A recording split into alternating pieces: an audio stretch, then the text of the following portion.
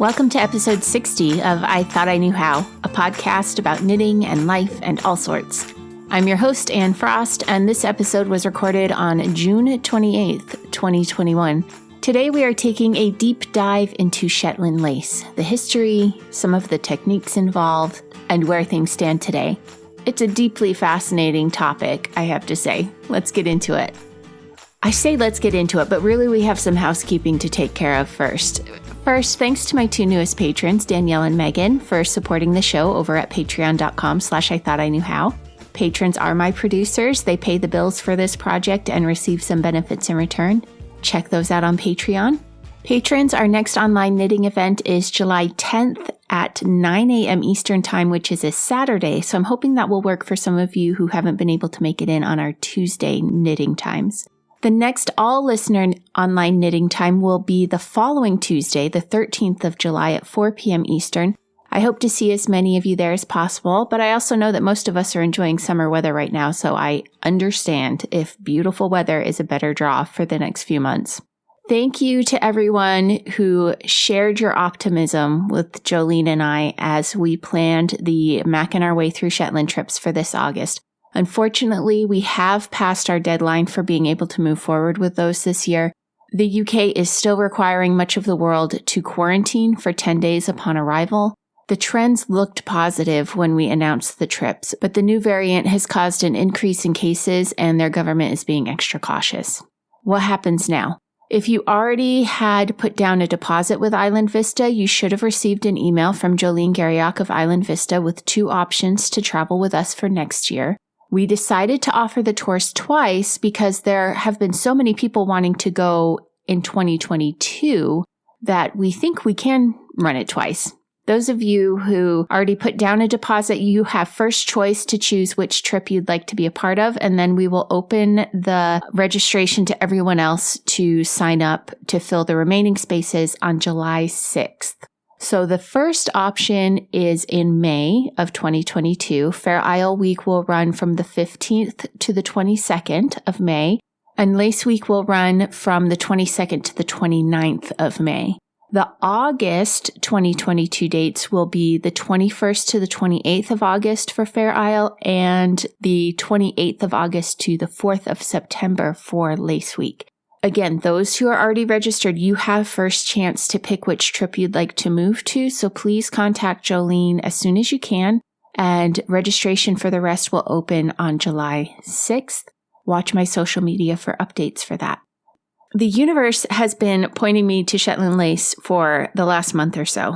I mean, not only is there the Macking Our Way Through Shetland tours that we've been planning, one of them involving Shetland lace, but people have been asking me questions about it just out of nowhere.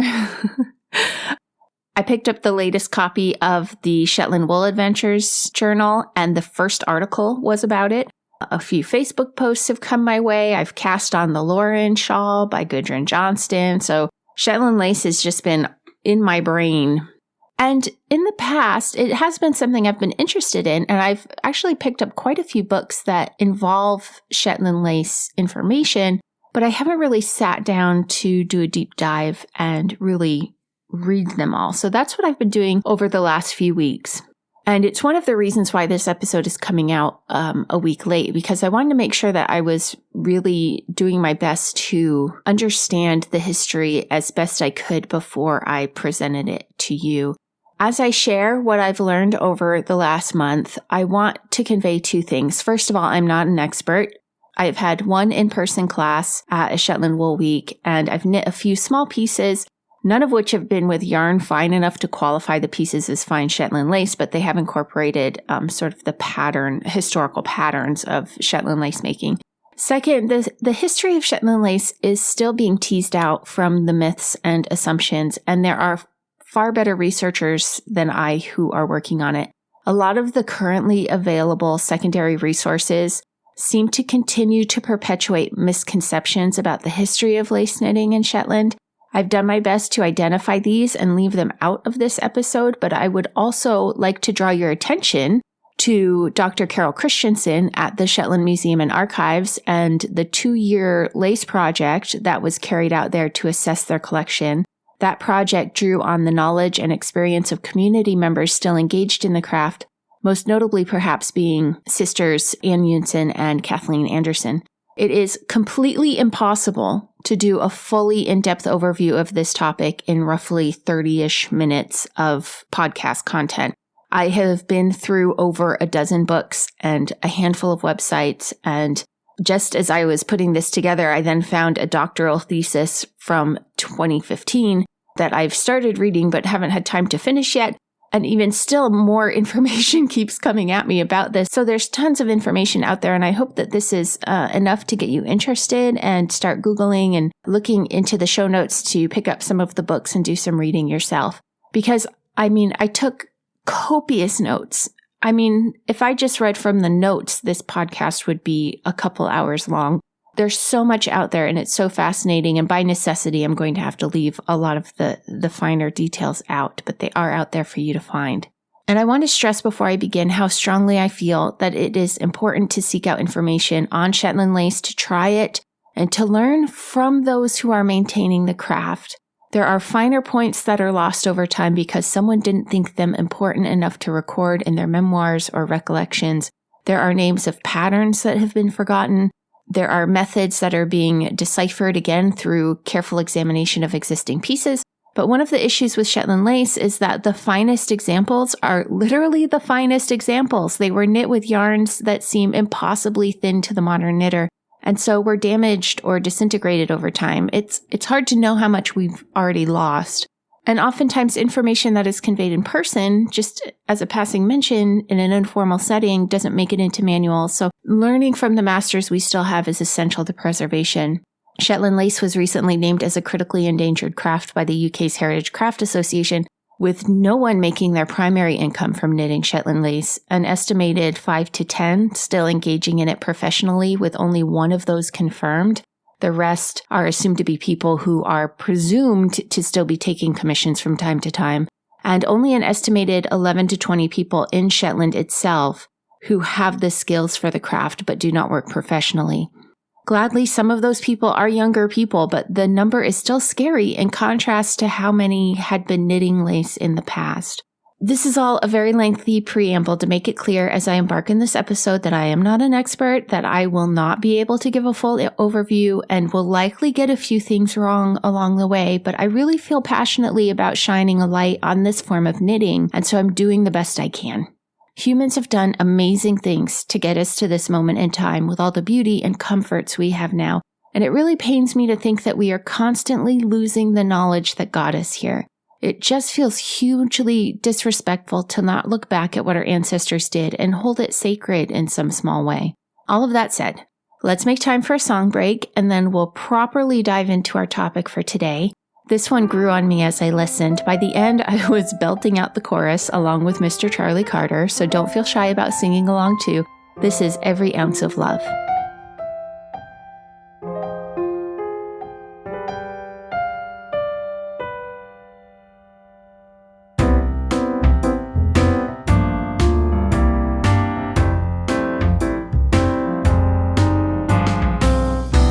Never went for love,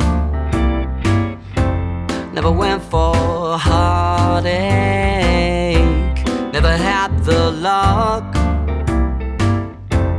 didn't need the heartbreak.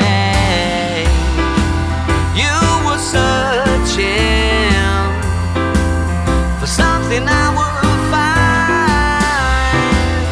Now I found you, I gave you every ounce of love.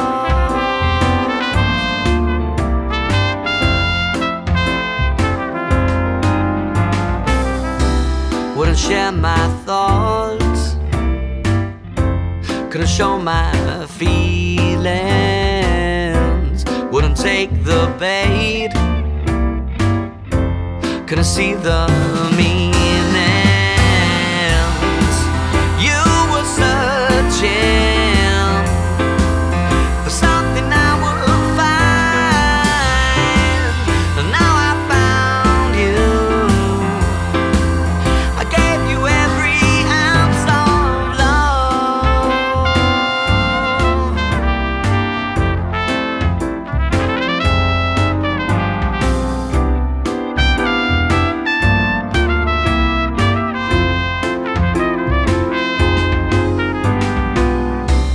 didn't know for sure, couldn't see for certain, didn't go for broke, couldn't see my yearning. You were searching for something I would find, and now I found you. I gave you every ounce of love,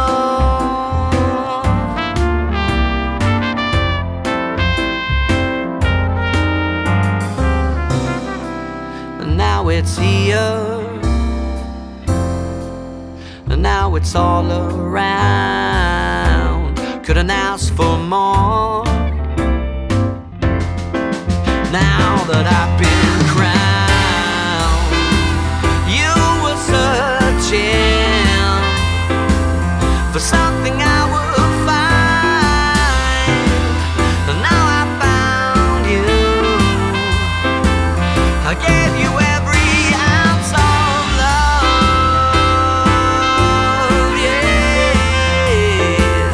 I gave you every ounce of love.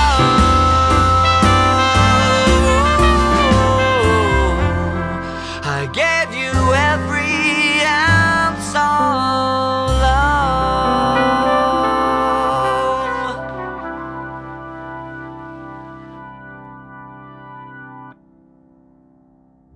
It seems fitting to me that the origins of lace knitting in Shetland has several mythical origins. The Complete Book of Traditional Knitting by Ray Compton refers to a pamphlet published by Jessie Saxby, who was a woman born in Unst in 1842 who was widowed in her early 30s and wrote to earn a living. She wrote on all kinds of topics relating to Shetland. In the pamphlet, Saxby gave 3 mythical origins to Shetland lace knitting. In one instance, a knitter prays for a way to help her homeland and is inspired to create the patterns. In another, a lame girl is told by a trowie, or troll, to copy the pattern of a spider's web into her knitting.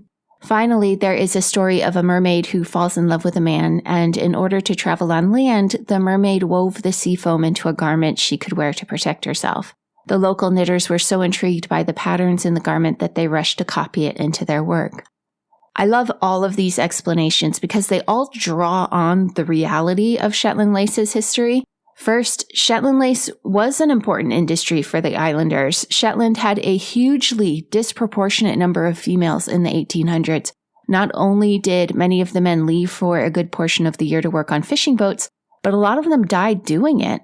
The women, in large part, ran the crofts, or small farm holdings, with the help of their children and older family members, typically older women.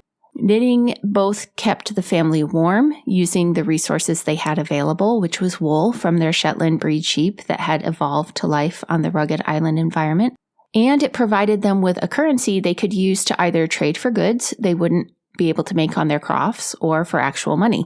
Second, like the girl who was prompted to copy the spider web, many of the patterns created by Shetland knitters were inspired by the natural forms around them.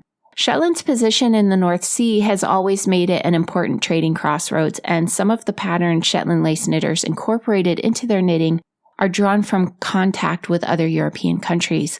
But some patterns seem to have been developed on Shetland itself, and their names reflect their inspiration. Print of the Wave and Old Shale are probably the 2 most well-known. And third, the legend involving knitters copying the mermaid seafoam garment brings to mind the way the patterns in Shetland lace traveled. There were people actively spreading lace knowledge through the islands as a financial improvement scheme, but knitters would also teach each other or learn by looking at one another's work and copying it out themselves. For ages, knitting everywhere was recreated through observation in this way. Written patterns dedicated to knitting seem to have been very rare. Most knitters worked from memory or by recreating carefully observed work. As modern knitters, we are so used to patterns that we can't quite wrap our brains around this type of knitting from a finished object. But a graph or written instructions are just a printed version of a finished object that can be easily transported in our knitting bags. I suspect any advanced beginner could sit down with a basic sweater and use it as a guide to recreate the sweater. And a knitter well-versed in lace techniques could look at a lace shawl, break it down into its component sections, and break those sections down into patterns comprised of familiar stitch combinations. But sometimes we look back at our ancestors and make assumptions. In one book's introduction to the history of Shetland lace, the author points out that our ancestors were just as imaginative and intuitive as we are today, before then making the statement that the reason why Shetland lace patterns tend to not exceed 12 stitches across and 12 rows was because they had to be easily remembered, because the crofting women in the mid-1800s were illiterate and couldn't write their patterns down. And that didn't sit right with me, based on what I'd already read about how the system of ordering and selling Shetland lace shawls happened, largely by mail. And so I reached out to Carol Christensen at the Shetland Museum and Archives and asked if she could confirm or deny that women on Shetland in the mid-1800s would have been illiterate. And she pointed out that there's actually really good evidence that the women of Shetland did know how to read as a general rule. A school for mid and upper class girls had been established in the early 1800s, and 2 traditional needlework samplers from the students of that school still exist.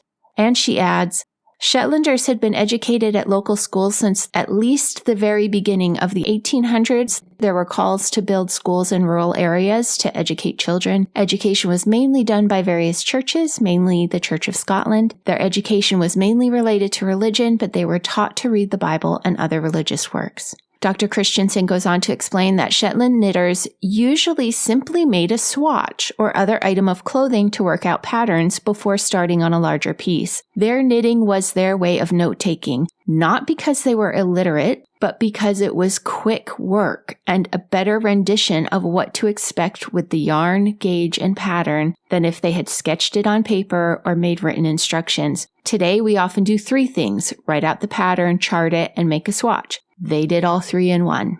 This is the most sensible explanation to me. A swatch to work up a sample of a pattern is extremely portable. It conveys so much information about the size and resulting shape of the pattern. Knitters could take it with them if they needed, but I imagine these swatches would have been invaluable as they began their projects and worked through their plans. Before I get to the actual origin, I want to make a distinction between the 2 types of shawl knitting that was going on in Shetland as part of the knitting trade. Before knitting lace shawls, local knitters were producing haps, generally square in shape. Haps have 3 distinct sections to them: an inner garter section surrounded by a lace border and finished off with an edging. Every row was knit, even in the border, which made the entire piece a large garter stitch square knit in various directions, which meant it was extremely stretchy and could be used in many ways. Traditionally, haps were begun by knitting the edging first, then stitches would be picked up along 1/4 or 1/2 of the edging, and the border would be knit inwardly in sections that got slightly smaller as they progressed. If you picked up half the stitches, you'd work a mitered corner at the halfway point. Once all the border sections had been knitted inward, you'd knit the central garter square starting at the top of one of the inside border sections. So the entire hap would be knit as one piece,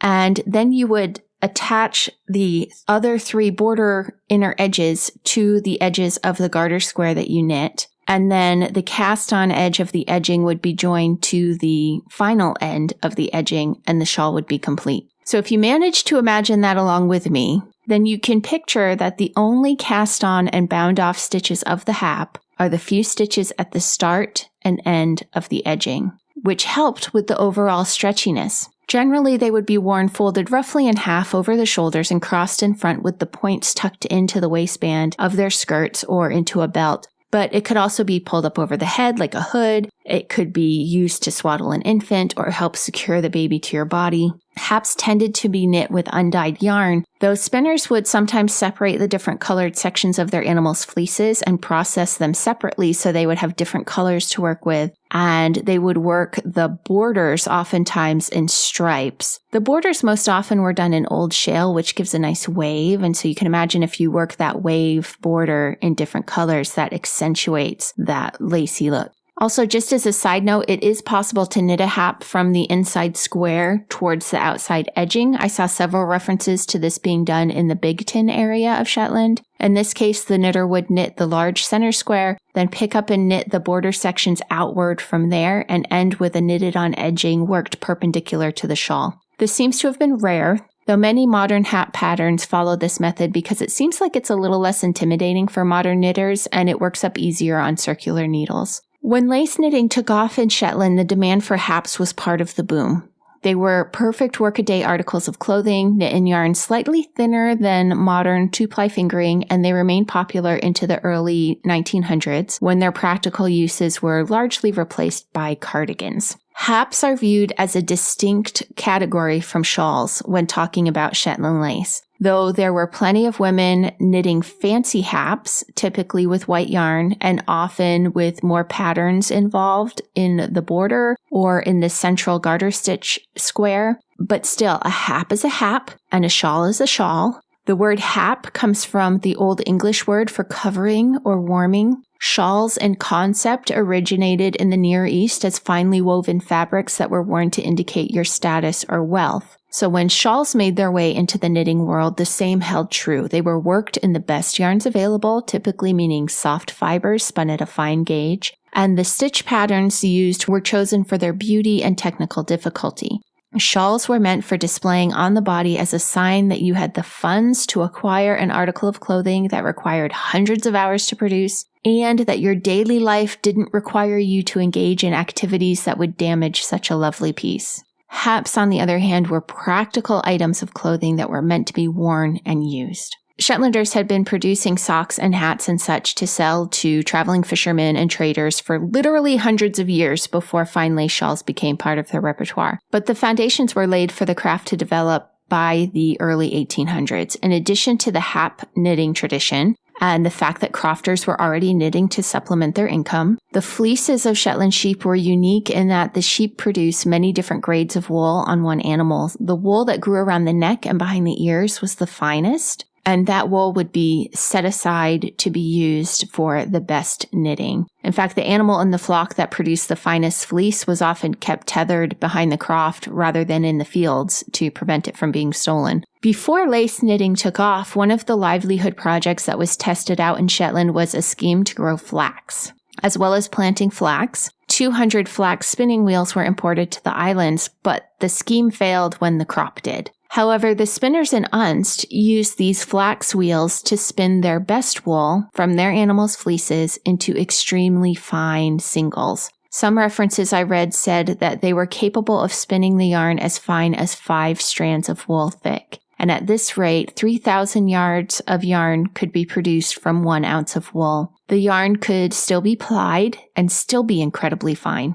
So we have a community that has been knitting for commercial purposes for hundreds of years. They already are knitting large square haps from wool that could be spun exceptionally fine if they wanted to. But what was it that actually kicked off the lace knitting phenomenon? Luckily, we pretty much know how it happened. But first, all this talk of lace knitting, why not join in with Knit New Haven Shawl Knit Along? It's not too late. You can knit any shawl you want using 3 hanks of yarn purchased from Knit New Haven with a 10% discount, and you'll have access to all the knit along activities. Learn more at knitnewhaven.com.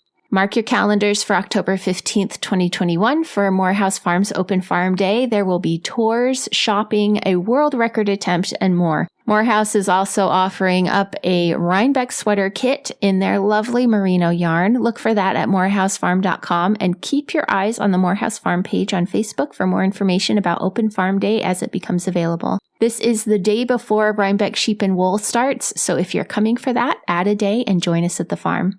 I just got back from a family wedding reception in Arizona. We flew in on Friday and left on Sunday. My entire wardrobe, everything I needed to take with me, fit in a carry-on with room to spare because I just had to pack 2 wool-and dresses. I did actually bring a silk shawl with me to dress up one of them for the event. I actually did the trip in my 3rd dress too, which when I stepped out of the airport at 9:30 at night and it was still 104 degrees Fahrenheit, made me very happy because it kept me from overheating. I was out and about on Saturday in my wool dress in 110 degree heat and was totally fine. Wool is awesome. Give your own wool dress a try this summer by using my link in the show notes to get to the Wool and site. And if you decide to buy, you'll be helping to support the show.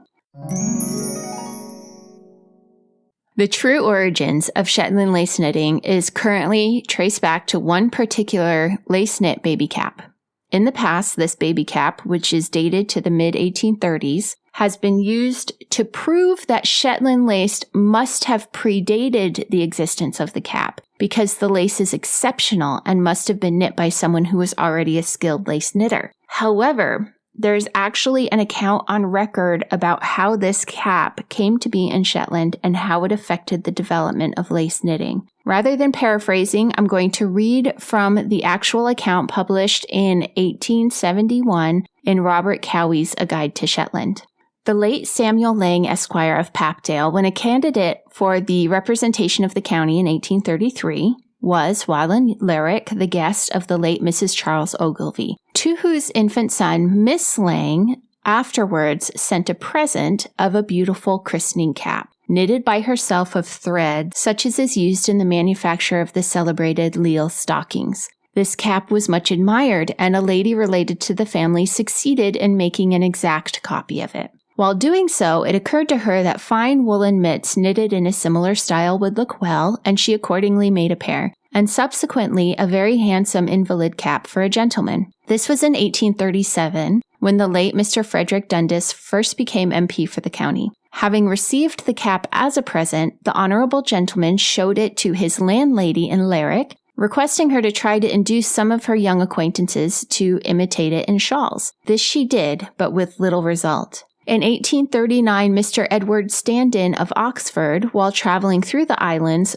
saw a shawl which the above-mentioned lady was knitting, and on his return to Lerwick, he also mentioned the subject to the person with whom he lodged, urging her to advise young women to knit shawls of that description. Mr. Standen, who was extensively engaged in the hosiery trade himself, now succeeded in giving fresh impetus to the fine knitting of Shetland, and by introducing the goods into the London market was the means of creating what had been, for a few years previously, followed as a pastime for a few amateurs, into an important branch of industry, affording employment to a large proportion of the female population of the islands. The articles first sent to market appear to have been somewhat rudely executed, having been knitted on wooden pins. However, steel wires were soon introduced, and year by year the manufacture gradually improved until it reached its present perfection. Many of our peasant girls displayed great artistic talent in the invention and arrangement of patterns which are formed, as they express it, out of their own heads.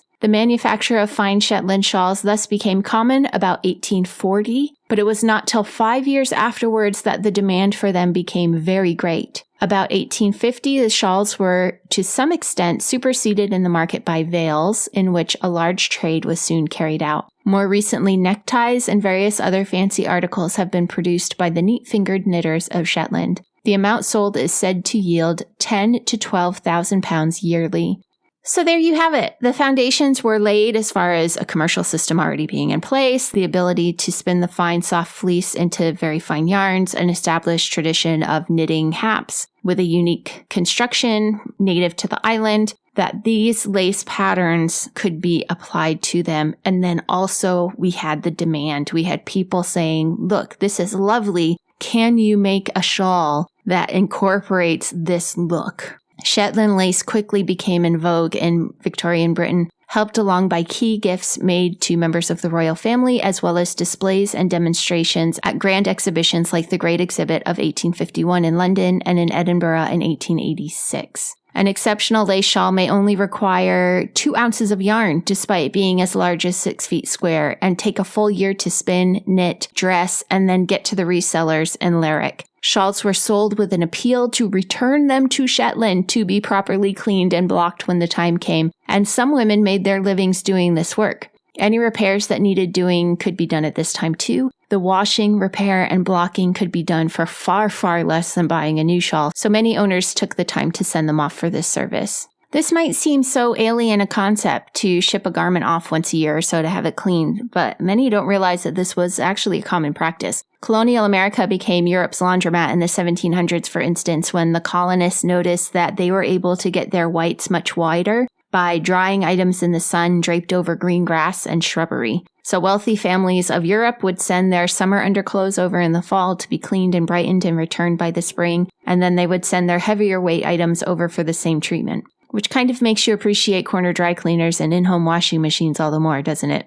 As was mentioned in the quote, Shetland lace wasn't just used for shawls. It was used in baby items, stockings, veils, household goods like tray liners, and more. And as with any popular fashion trend, it wasn't long before knitters outside of Shetland began copying the work for sale too. And cheaper copies of the shawls that were made on looms began appearing that were affordable enough for the lower classes to buy and wear them, and passed well enough for the real thing that the actual hand-knitted shawls from Shetland began to fall out of favor with the upper classes. And after about 50 years, or 2 generations, which it has been observed is about as long as most major fashion movements tend to stick around, Shetland lace was largely out of favor. It continued to be used for knitting non-shawl items, but the demand for shawls was mostly limited to the infirm and for babies.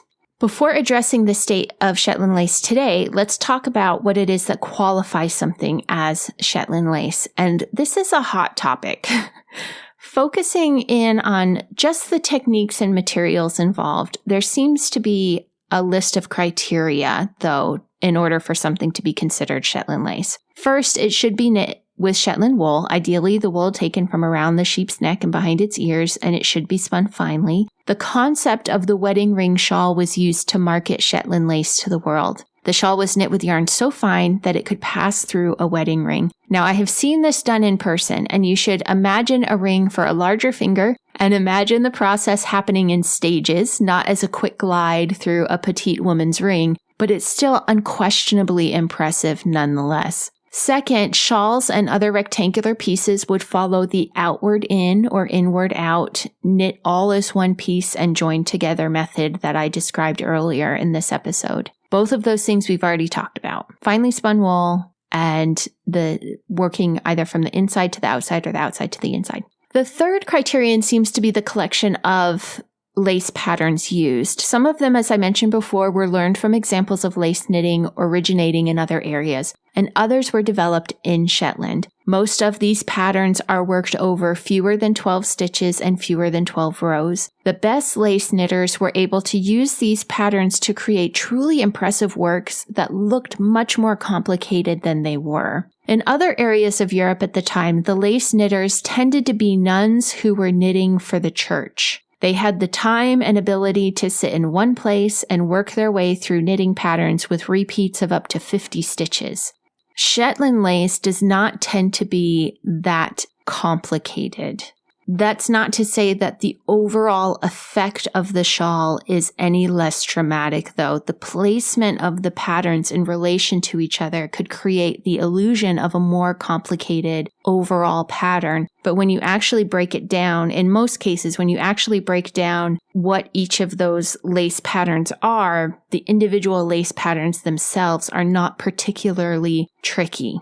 Some see the photos of crofters knitting as they carried peat home and assume that they're knitting lace, but of course that wasn't the case. Everyday items for the family were knit on the go like this. In reality, lace knitting was done at home, oftentimes by older people who could no longer work in the fields and were home during the day when the light was good. It wasn't always women. Sometimes men would learn if they were unable to work as well. Or it was knit by town-dwelling women who didn't work in the fields at all, or it was worked at home by younger women in the odd times when the other work was done and there was still light to see by. Finally, Shetland lace is knit on a garter stitch ground in nearly all cases, meaning that with few exceptions, you do not purl back. Print of the wave is one notable exception. There are other techniques at play in Shetland lace too. For instance, opting to work all decreases from 2 stitches to 1 as knit 2 togethers rather than doing knit 2 togethers on one side of the center line and slip knits on the other side. Likewise, decreasing from 3 stitches to 1 was typically done as a knit 3 together rather than a slip knit 2 together pass slip stitch over. These modifications allowed the knitters to work faster, it made low light conditions easier to knit in,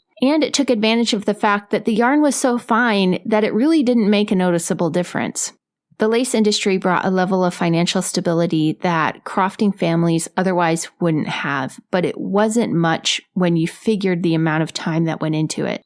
That said, it was a way to contribute in the spare moments when other tasks didn't require your time. For all the claims that people make that they love to slip back in time to experience simpler days, I think after a day or two, most of us would be ready to return to our modern lives when we don't have to be actively working from the moment we wake up until we return to our beds just to keep everyone alive and in some level of general comfort. The demand for Shetland lace in general dropped off precipitously in the early 1900s, and the knitting industry in Shetland turned its attention to Fair Isle knitting, which took off in popularity in the 1920s. There did continue to be some people who knit lace professionally, but the industry was a shadow of its former self. Shetland lace saw a resurgence in the mid-1900s. Pattons produced a pattern for knitters outside of Shetland to try their hand at Shetland lace. It was widely knit, but didn't quite get the concept. The edging, border segments, and center panel were all knit separately and then seamed together. In the 1970s, Shetland designer Margaret Stuart drew on the colorful yarns being used to knit Fair Isle to create lace designs that appealed to a younger crowd who were becoming interested in traditional folk fashions from around the world. Likewise, Patricia Johnston started Shetland Trader and designed patterns that drew on Shetland lace patterns and bright colors to design dresses and sweaters. The Shetland Trader lives on with Patricia's daughter, Gudrun Johnston, who continues to design shawls, sweaters, and accessories that draw from both Shetland lace and Fair Isle tradition. Ann Yunson and Kathleen Anderson are a pair of sisters who continue to produce incredible Shetland lace shawls. They teach lessons for those who make the trip to Shetland and have contributed their insights to numerous projects that have the goal of preserving and passing on the traditions, including the Lace Project at the Shetland Museum I mentioned earlier, and as instructors for the Peary Mackers, which is the group on Shetland that goes into the schools to teach the children the traditional methods of knitting using traditional techniques and supplies. Incidentally, their niece, Lauren Anderson, is a young knitter following in their footsteps with a level of skill that is truly impressive. Helen Robertson has put her own twist on Shetland lace, combining it with her skills in jewelry making to knit Shetland lace earrings, tiaras, and more from sterling silver wire. Her Hentaloggets project can be viewed on her website. For this art installation, Helen knit snippets of Shetland lace designs in sterling and positioned them in the landscape of Shetland, like Hentaloggets or the bits of wool that naturally pull from the sheep's fleeces and end up caught in grasses and such. These bits of precious silver lace are caught in fences, encircling rocks, and hang like a curtain in a ruined croft house that Helen later discovered after the fact was the home of a family of women who were all knitters. Helen offers online classes for her wire lace knitting at helenrobertson.com. Sheila Fowlie is the one knitter noted by the Heritage Crafts Association as a professional knitter. Her work is made to order through her website, shetlandlaceshawls.co.uk. She has a variety of items she knits for weddings and babies and takes custom orders as well. Books about Shetland lace are generally written by people from outside of Shetland. I have mixed feelings about this. On the one hand, research and writing are specialized skills, and Shetland only has so many people living there. Despite what it might seem to those of us living outside of Shetland, knitters who are fully familiar with the local knitting traditions are a small subset of the population. To expect all the skills required to research and write a book would also reside in the same person who is an excellent lace knitter, who also has both the desire and the time to do so, is a very tall order. The Shetland Guild of Spinners, Knitters, Weavers, and Dyers did produce a book of patterns in 2012 called A Legacy of Shetland Lace. It has beautiful, clear directions on how to knit and construct a Shetland lace shawl, as well as a collection of patterns along with the biographies of the knitters who made them. It's definitely something you should pick up if you're interested in learning more and trying your hand at the craft. Additionally, the Unst Heritage Center, which is a cultural museum on the island of Unst, has produced 2 pamphlet-style books. One's called A Stitch in Time, and the other is called Unst Heritage Lace.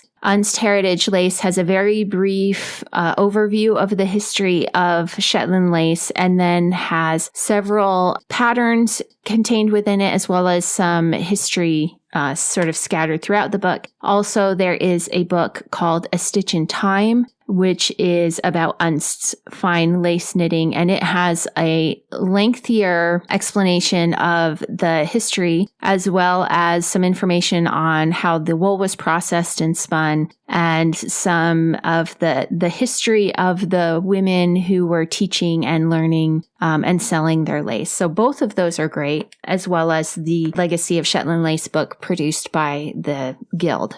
There are many, many books that have been written in the past about Shetland lace from people outside of Shetland. Many of them obviously draw the bulk of their information from the books that came before them, rather than by personal experiences or travel to Shetland for personal research. That said, some of them are quite good. Two of my favorites are The Book of Haps by Kate Davies and Jen Arnall Culliford. Again, haps have a different history and purpose than Shetland lace shawls, but in drawing the distinction, there's a lot in the book to learn about lace. Plus, haps deserve respect and preservation in their own right as lovely pieces of folk clothing that continue to have purpose and inspire designers in the modern day.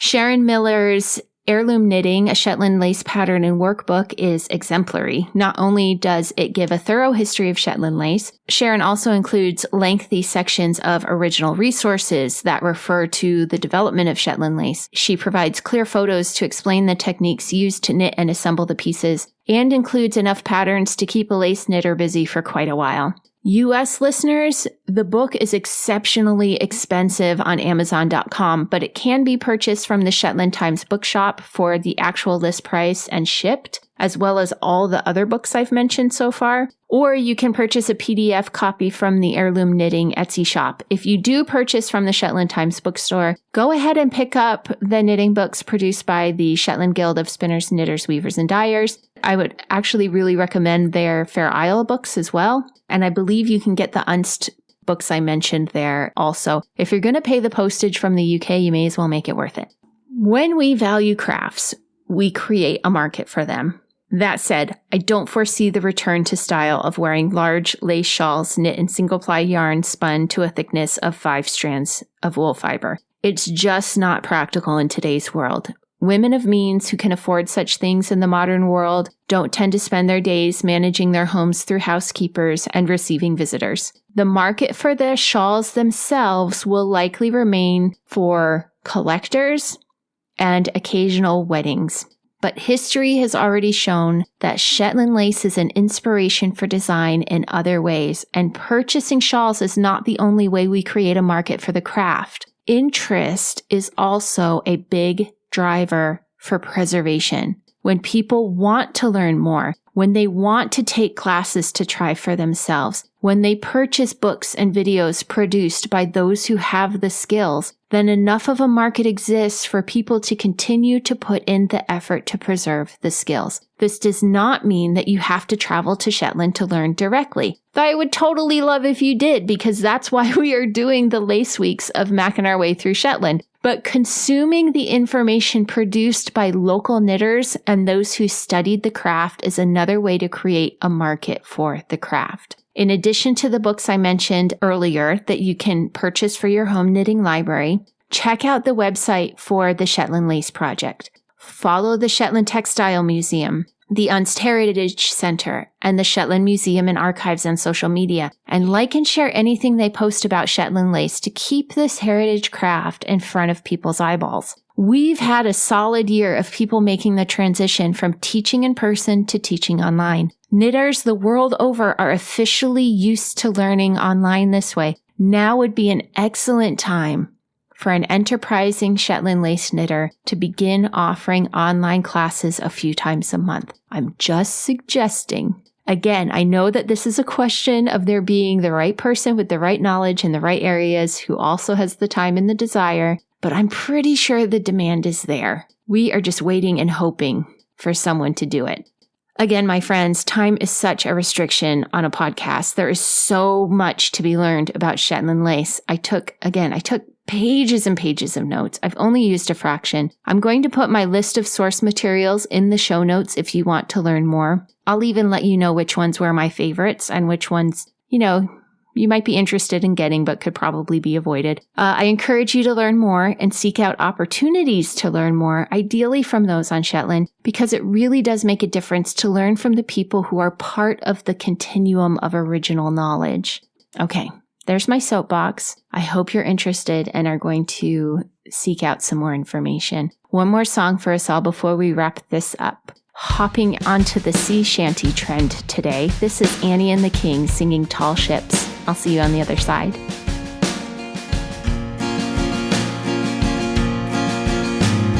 She was a girl with a secret to keep, sailing to faraway seas, leaving a lover, no hope in his heart, for a father he wanted to be. They meet in the harbour among the tall ships and whisper of faraway seas. Moonlight would shine on their sweet innocence, fragrant kisses abundantly, and the ships move on, and the stories along. The crews hoist their sails, the mothers grow pale, hiding their secrets away. 3 months pass by and the roses still bloom. Many ships sail to faraway seas. The lovers make plans, hand hold in hand, the future of their purity. And the ships move on, and the stories along. The crews hoist their sail, the mothers grow pale, hiding their secrets away. The end of the story is only mine to tell, living long on the faraway seas. My son, he grew strong and never moved on, the father he wanted to see. And the ships move on, and the stories along. The crews hoist their sails, the mothers grow pale, hiding their secrets away. I was the girl with a secret to keep, returned from faraway seas, found my sweet lover with hope in my heart, our son he wanted to see. And the ships move on, and the stories along. The crews hoist their sails, the mothers grow pale, hiding their secrets away. And the ships move on, and the stories along. The crews hoist their sail, the mothers grow pale, hiding their secrets away. The crews hoist their sail, the mothers grow pale, hiding their secrets away.